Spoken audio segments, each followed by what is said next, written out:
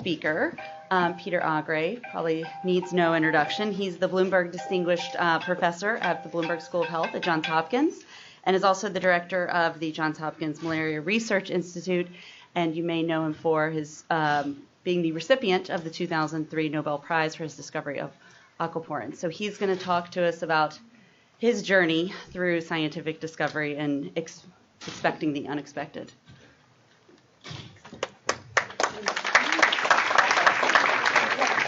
If we could cue the fire again. I'll stand. It's easier for me. I have Parkinson's disease, and I have sometimes some problems projecting. So I appreciate the opportunity, I think, to be part of this panel. Steve and I were trying to decide who is more expert at failing. I believe I am. I'll just tell you, I think the bottom line, and this is directed to young people, and that's, well, our work is very serious. We should take our work very seriously. We probably shouldn't take ourselves so seriously. And those of you who have children understand that, because they don't take you seriously. And the second thing is, it's often said that it's better to be lucky than to be smart. I think it's better yet to be lucky and have friends that are very smart. Because I think that these failures and frustrations that we achieve during our career, one mechanism, and often very successful mechanism, is to rely upon the wisdom of others. Now, I grew up in Minnesota. I'm the youngest, not the youngest, I'm the oldest son, but the smallest of a Norwegian family, so I was sort of the runt of the litter. And having brothers and sisters that are physically much bigger and stronger than I am, I learned quickly that getting along with others is pretty helpful. And my original career goal was actually global health. It was because of I think the Norwegian medical missionaries that our community had sent to Africa and Asia. It was an example I really wanted to follow. But the problem was, of course, a medical career is based on a lot of achievement and hard work and success. And I was a fairly mediocre student in high school. And I ended up going to a small college in Minnesota because my dad taught there, and the admissions committee had to accept me. And when I was applying to medical school at our home state, University of Minnesota, is anybody here from the University of Minnesota? Yes. So you can attest if this is a true story. All of the applicants to the University of Minnesota were required to take the Minnesota Multiphasic Personality Inventory, the granddaddy of all psychological profiles. And so I took that exam, and I was interviewing for medical school. I remember the dean grilling me, the dean for admissions. And I think I answered his questions well. And then he finally asked me, "Peter, do you have any questions for me?" And I thought for a moment, so I said, "Well, what did you learn about me from the MMPI exam?" And trust me, that is the wrong question. Dean Sullivan looks in the file and he stares right at me and says, "These results indicate that you lie more than average." And he looked down and then looked right at me again with a little smile. He says, "But you lie less than the average medical student." I received acceptance from Johns Hopkins School of Medicine, which was my dream school. They had such a strong program in global health. And I arrived, this is in September of 1970. And what I discovered that every year, Johns Hopkins School of Medicine accepted one student from Minnesota, North Dakota, South Dakota, Montana, Wyoming, or Nebraska, a geographical diversity student. In 1970, I was that student. And I know I was their second choice because there was a student from Carleton College who was accepted to Hopkins that turned it down to go to Stanford. So you make the opportunities. I think Yale made a good case for that. And I was interested in global health. And as a medical student, I worked in a laboratory on cholera, diarrheal disease. And this is, of course, still a very important problem. In Yemen right now, they're having a terrible cholera outbreak. But in 1970, it was an interesting time because someone named Richard Finkelstein at the University of Texas has isolated the toxin secreted by Vibrio cholera, and we could study it at a molecular level. So I was working in a laboratory of a man named Pedro Quattrocasas at Hopkins, studying the E. coli variant of cholera, which had a similar toxin which we isolated. And I have to say, if you work on diarrheal diseases, you cannot expect them to enhance your social life. I remember going to a mixer at Goucher College, meeting an attractive young lady. We were dancing and chatting, and I fancied that she she might be interested in me. And then she asked that fateful question. She said, Peter, what kind of medical career are you interested in? And I thought for a moment, is this where I say neurosurgery? But I'm from Minnesota, so I told her the truth. I said, I'm interested in diarrhea. And that was the end of that relationship. But just a few weeks thereafter, I met a young lady who worked in a laboratory at Johns Hopkins, who grew up on a farm, working in a neurovirology laboratory. And we really hit it off. We fell in love, and that's my wife, Mary. She learned early on to put some limits. She said, Peter, if you can work on diarrheal diseases, don't bring your work home at night. We've been together now 45 years, and our third grandchild was born last week. And the applause is for Mary. She has nerves of steel. So I was fortunate to be invited to join the faculty at Johns Hopkins in the Department of Medicine in the Hematology Division.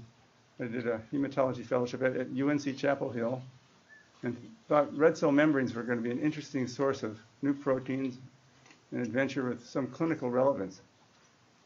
The faculty in the hematology division were much more skeptical. I remember a few years later, one of them confided with me, when we first met you, we were trying to decide whether you were some kind of idiot savant or just another idiot. But I just followed the fancy of what came through the laboratory. We're studying red cell membranes, and we discovered a protein that didn't stain with Coumassi. No one had seen it before. And we'd inadvertently raised an antibody. It was a contaminant. The antibody was to the isolated Rh polypeptide, which we were actually funded to study from NIH. And the antibody cross-reacted with the contaminant. So it was a curious protein, but I have no background in molecular genetics. I decided I had to learn how to clone and sequence. This is in the late 1980s. It was still a new technology. And it was actually at a PTA meeting, an ice cream social, where my first grade daughter, Claire, introduced me to the father of her friend, Gracie. His name was Steve McKnight. Steve invited me to his lab to do a sabbatical to learn cloning technology. So we cloned out this cDNA encoding this 28 kilodalton protein, which seemed really interesting, but we didn't have a clue what it did. Another functionless protein. I thought, we'll figure this out. And that was not so easy. Talked to a lot of physiologists. It was a membrane-spanning protein, very abundant in red cells, probably tetrameric. We thought it must be a channel, but a channel for what? So here's where the work-life balance can save you, the wisdom of others. I think back in the 70s and the 80s, there was no emphasis on work-life balance. So people worked as hard as they could and hoped this family life would support itself. But Mary had a better idea. She said, we're going to go camping every year at one of the national parks. Those of you who've camped in the U.S. national parks know what a fantastic resource we have. So we went to Yosemite, the Grand Canyon, Yellowstone. After doing this a few years, Mary said, let's ask the children which national park they want to go to next summer. So we did, and the kids yelled, Disney World. It's not a national park. But we took them to the Everglades. We went to Disney World, and on the way back to Baltimore, we stopped in Chapel Hill, North Carolina. Mary had friends from our time there. The kids had playmates. And I talked to a number of my colleagues who were on the faculty at Duke and UNC, and it was a conversation with John Parker, a hematologist, former professor of mine, very thoughtful. When he heard me describe this red cell protein of 28 kilodaltons, which we thought it might be a channel, present also in renal tubules, he said, Peter, red cells, renal tubules are highly permeated by water. Have you considered this as a long-sought water channel?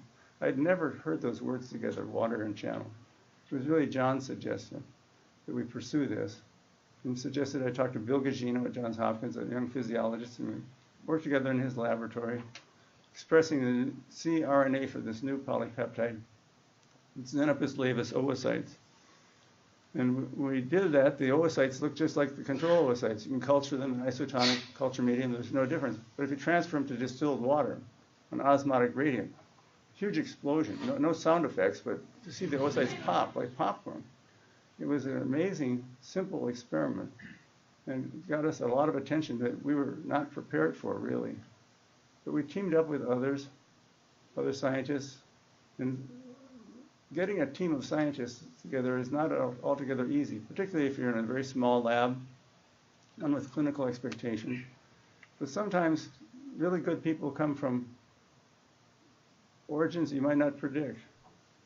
I was able to recruit a wonderful technical assistant who was a technician in a blood bank and wanted to work on the basic biology of the Rh antigen. And she was able to purify the protein that we'd isolated that allowed all the cloning, sequencing, and functional demonstrations. I was able to recruit a postdoc from a molecular biology lab. He was the son of a carpenter from a small town in New Mexico, very modest origins, but he was a whiz at cloning and sequencing. And so these people together really helped us out a lot. We had 2 Fogarty fellows that helped us. And these came really because of the goodwill of others. It was Mark Knepper at the National Institutes of Health that early on thought we were onto something important in kidney. He introduced me to Soren Nielsen, his junior colleague, a Fogarty fellow at NIH, to work on the distribution of the aquaporin proteins in kidney and in other tissues. It was another Fogarty fellow, Jin-Sub Jung from Korea, who joined us. And actually, it was sort of a miracle that we could recruit him. He was interested in brain, wanted to clone the water channels in brain. But he had originally applied to become a Fogarty fellow in Peter Aronson's laboratory at Yale University. He had a good application, but he was just below the funding cutoff, so he was not able to accept Aronson's invitation. We brought him into our lab basically by overconfidence. We decided we'd spend next year's budget on hiring someone this year. It was against the guidelines, but I thought at the very worst they would fire me. Well, probably it's worse than that. So I called Peter Aronson just for chance, because soon after Jin had joined us, we received word from Fogarty that he had now received, the pay line had changed a bit and he would be funded. So we were going to lose this young man who had cloned the water channels from brain. But I called Peter Aronson at Yale and explained the situation. And at first he was a little surprised. He said, "You mean you want me to transfer my grant to you?" I promised I'd mow his lawn for the rest of my life, wash his car every month. And he chuckled, he said, that would be fine. So really, Jin cloned the first aquaporin from brain. And this is actually the basis of brain edema, the water metabolism at the blood-brain barrier. Biotech companies are now identifying molecules that are leading to agents which we hope will prevent or treat brain edema. So things went on. Good fortune came our way, not because of my own wisdom, but because I think the wisdom of the others that came along.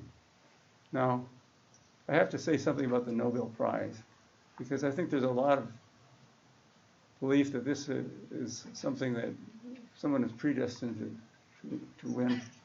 In my case, I really didn't think about it at all. It was 15 years ago, October 2003, the phone rang early in the morning. Pleasant voice, Swedish accent. "This is an important telephone call from Sweden for Professor Peter Agre. Are you Professor Agre?" And I said, "I sure am." And they connected me to the Royal Academy of Sciences. And they congratulated me and told me I would share the Nobel Prize in Chemistry with Roderick McKinnon. Roderick, like myself, is a medical doctor. He's working at Rockefeller on salt channels. So this is a pretty heady experience at 5:30 in the morning to be having this conversation. And then I started to daydream a little, wondering if this is a good time to tell them that I got a D in high school chemistry. And then I'm starting to imagine my high school chemistry teacher, Mr. Thornton, aspirating his cornflakes. But I held my peace and said, "Thank you." And they said, "We'll have a press conference in 10 minutes. Get ready for your day." So I sprinted to the shower, and my wife, Mary, always calm, always organized, called back to Minnesota. My dad, who was a chemistry professor, had died 8 years earlier. My mother, in her 80s, a farm girl, never gone to university, she picked up the phone, again, before daybreak, and listened as Mary explained that I would share the Nobel Prize in Chemistry. Mother thought for a moment. She said, "Mary, tell Peter that's very nice, but don't let this go to his head. We're still waiting for him to do something important." And it was at about that time we'd started working on malaria. Global health was my first ambition. And we started working on aquaporins in malaria. And the work didn't turn out to be the most important work we'd done, but it was a segue to a new career. I was asked to direct the Malaria Research Institute at Johns Hopkins, being the least capable malaria scientist, but maybe having some good luck and organizational skill, I don't know it. But that's my story. So again, I think it's important to take our work seriously, maybe not take ourselves so seriously. And who knows? If next October, early in the morning, the phone rings, I advise you to pick it up. You never know who'll be on the other end.